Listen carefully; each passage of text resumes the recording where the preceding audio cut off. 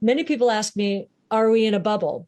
We couldn't be further from it. I do not believe that investors, the average investor, shall I say, understands how provocative these next 5 to 15 years are going to be as these S curves feed one another and enter exponential growth trajectories that we have never seen before. Hey guys, it's Tanner Manson for Future Investing, and today I want to talk to you guys about what Cathie Wood just said. I want to explain those S curves that she's talking about, how they can be feeding into one another, and also let's talk about how this could potentially be the beginning of a potential, 10-year bull run. Now, although I am actually a licensed financial security advisor as my full-time job, none of these stocks or topics that we talk about today are in any way my recommendation. This is merely my opinion, and you can choose to do what you wish with this information. Now, if you could, hit the like button down below and subscribe if you want to see more financial content just like this. So alongside that Cathie Wood clip, there was also another post that I had read about on Wall Street Bets Reddit, subreddit. It said, "Is this the top? No, it's actually the bottom. How endless printing is creating the next 10-year bull run." And in that Reddit post, they actually talk about the vast amount of printing that's been going on in the United States, as well as the additional $4.7 trillion that Biden is trying to propose to come out for infrastructure bills, as well as additional stimulus. And this Reddit user actually makes an amazing point that whenever you take the total amount of dollars that are circulating in America versus the actual S&P 500, it is actually at one of the lowest points it's been at in, the last 20 years. And that's not the only thing that caught my eye in this post. There's also household debt to income ratios are at their lowest points since, the 1990s. So that means that the additional amount that these, consumers and these banks will be able to lend out and take debt so they can actually, get back to their regular spending sprees that, people love to do, like going to the mall and splurging out or buying the next iPhone whenever it comes out. They'll have that capacity to do so. And this can lead to a whole nother wave of economic booms because people have all new amounts of money because either from stimulus or PPP, so then they're getting more paid out and they got to keep their jobs throughout this pandemic, but they weren't having to spend it all because, they were inside and their expenses were way low. And at the end of the day, the stock market doesn't, go up or down based on a timeline. It goes up or down based on economic strength. So if America is still strong and people are still able to buy new, products and there's new products coming out and everything is flourishing, businesses and consumers, and, the money is constantly in rotation, then hey, we might not need, this bubble to burst quite yet. The party might not be over. And I mean, additionally, with all these people having all this extra money, they can look to put it in something like the stock market because why just put it in the bank and get 0.01% on your money whenever you could put it into the stock market, which might lead, a way higher dividend, like 1 or 2 or maybe even 3%. And this could be a pretty clear reason for why the Shiller PE on, the S&P 500 is actually so high right now, is because there's so much liquidity and people are able to invest for longer periods of time because, well, they don't have the debt to incomes that they used to have, and they're caught up on a lot of their bills and expenses that they must have had, before the pandemic. But consumer behavior is one thing. The people have to be doing well economically, but so do the businesses that we're actually buying. And this is where it becomes very interesting because a lot of businesses, trying to prepare for a long pandemic, these businesses had to cut their inventories practically down to nothing. It was the biggest inventory liquidation ever in history. But now you see companies trying to have to build back up these supplies, and you see things like, car manufacturers trying to get, chips and all these things. And NVIDIA is skyrocketing right now because there's such a massive chip shortage and everyone wants what they have. But, they used to have large amounts of inventories to, be able to use until they could get that. But now they don't. So now they're willing to pay a higher price. And this ongoing inventory rebuild is going to take years to recover from because obviously things like automakers and PC builders and everything like this are all going to want their semiconductors.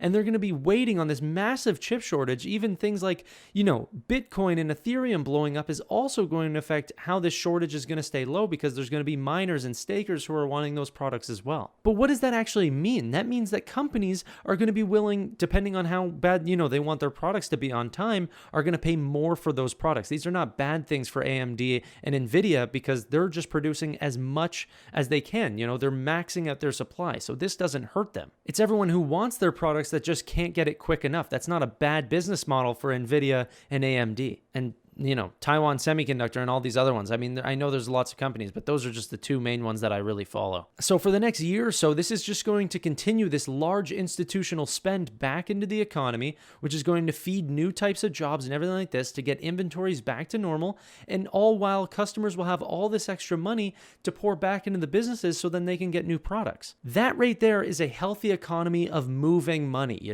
Once that happens, we're able to get, no sort of bubbles pop during that time. A healthy economy is not one that pops. It's at the time whenever we were actually going into the pandemic and all the businesses were slowing down was our biggest concern. That was a scary point. We got bailed out by the Fed, but now it is no longer scary. Life is back to normal. People are working again. It's not as scary going forward. Now, let me be devil's advocate and say that, we have to worry about inflation. And that's true, but really maybe only in the short term. Even Cathie Wood talks about this, how maybe even medium to long term, we don't have to worry about it because of things like tech and just overall innovation. Now, let me explain that, because technology, aside from just being a regular iPhone and something fun that you want to have or something that's, good for their businesses, but why are they good for the businesses? Because they increase productivity. Now, whenever you take a regular employee that's doing data entry on an Excel spreadsheet for 8 hours a day, and then you can take something like maybe a Palantir thing that just, takes all that data in large chunks, feeds it all in, and does everything that employee would have done in 8 hours in,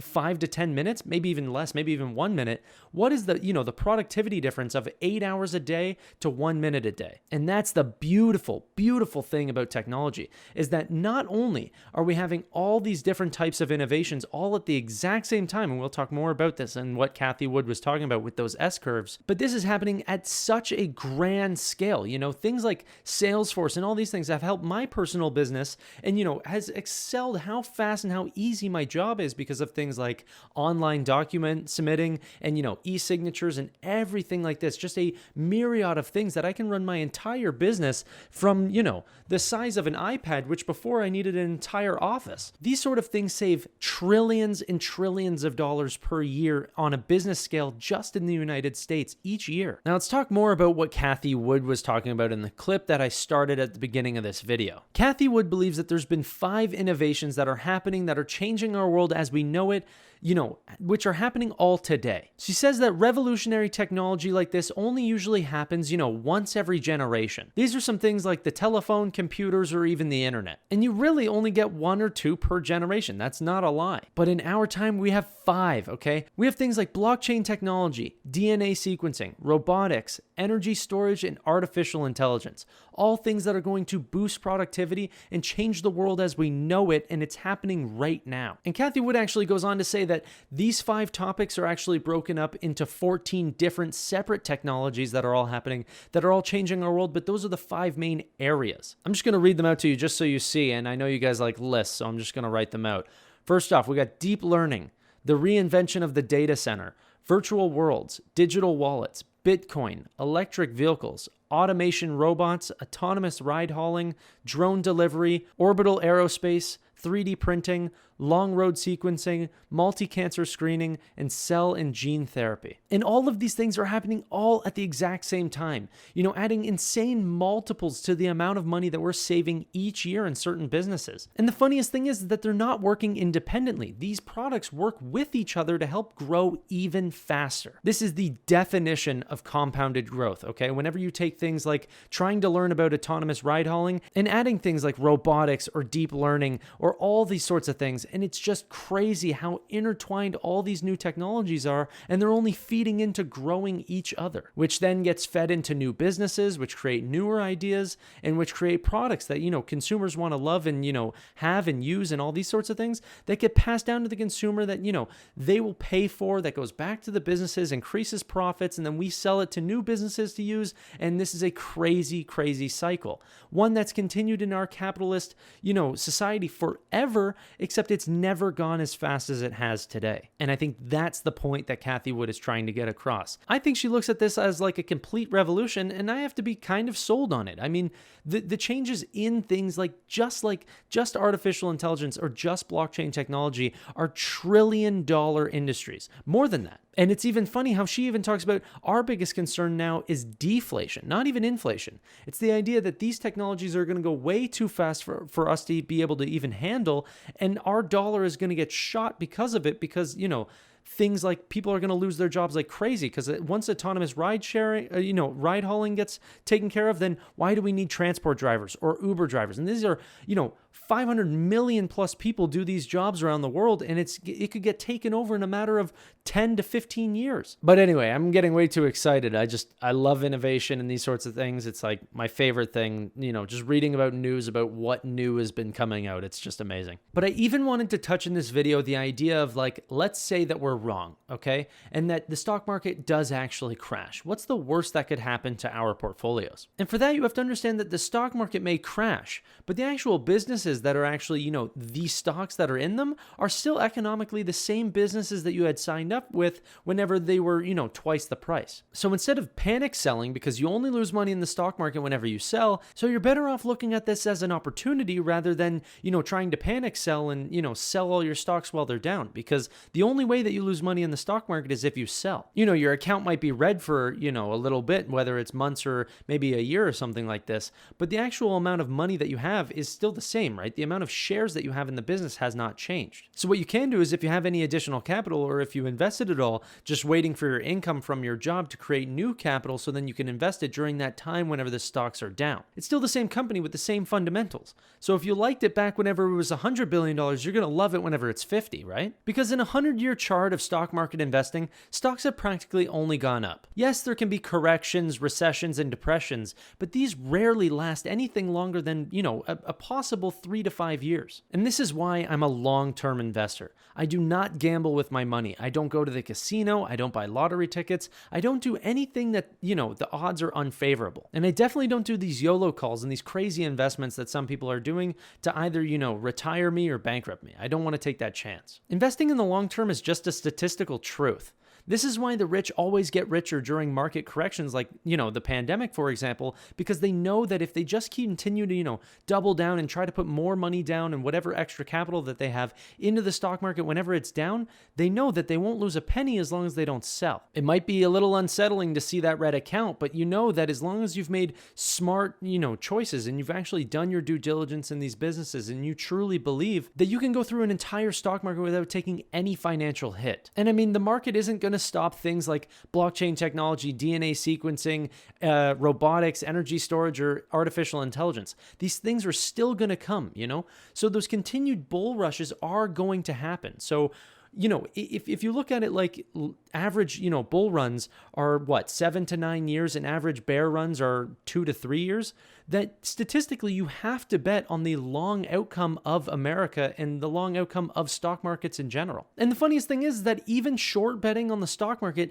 even leads to smaller returns than if you would just bet it long. For example, betting, forward on Amazon could lead to thousands of percent gains, like over what they did in the last 20 years. But yet, if you were to bet short on Amazon and they completely crashed to zero, you couldn't even double your money. You could only make 99% on your money, which obviously is great, but you would have made so much more betting on the long-term outcome of that stock rather than trying to take the obscure, crazy chance that stock would ever go down. I think short betting, I think bears, they are betting on such a small likelihood of an outcome with such a small payout. It makes absolutely zero sense to do that kind of investing. I think with all the points that Cathie Wood has put up about all these different types of innovation, if you do believe in, these types of innovations, whether you like it or not, or you think they're healthy or something like this, they are happening. So you really have to adjust for the digital world and how VR and all these different things are taking over, because they are coming. There's never been a time in history where we've ever tried to curb innovation and it's actually worked. Whenever the automotive industry was coming up and cars and combustion engines were the new thing, we didn't think about how horse breeders and, stable owners were going to get through this new change of the world. We did not care, and we're not going to care for all the people who sat around and, didn't expect this innovation to come through and weren't ready for what we explained was going to happen. The technology sector in the last 20 years has by far been the most amazing thing to watch. Okay, 20 years ago, we barely saw any stocks on the stock market that had to do with tech. Today, every single stock in the top 20 stocks is, a roundabout way a technology company. Every single company in the world uses technology in some form of another to, help accelerate their business. And now that that industry is even taking multiples to increase what they're doing in terms of, those 5 major steps that Cathie Wood has spoken about, it's only going to lead to a way bigger industry in general, leading to, things like ARK innovation funds and these sort of things to explode, maybe not over the next year, but over the next 10 years. And if I'm a betting man, a long-term,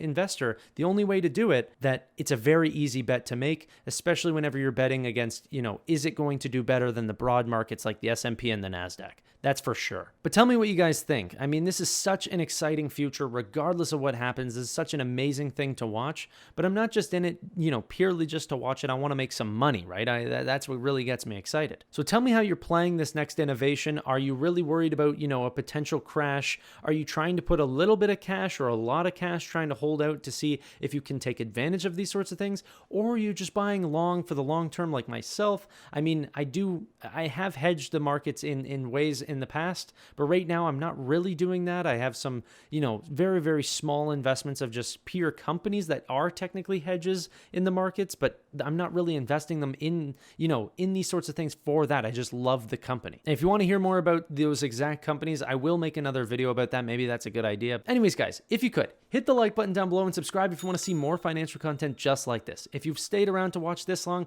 I love you. I really do appreciate you. And, stay safe trading, and I'll see you guys on the next one. Bye for now.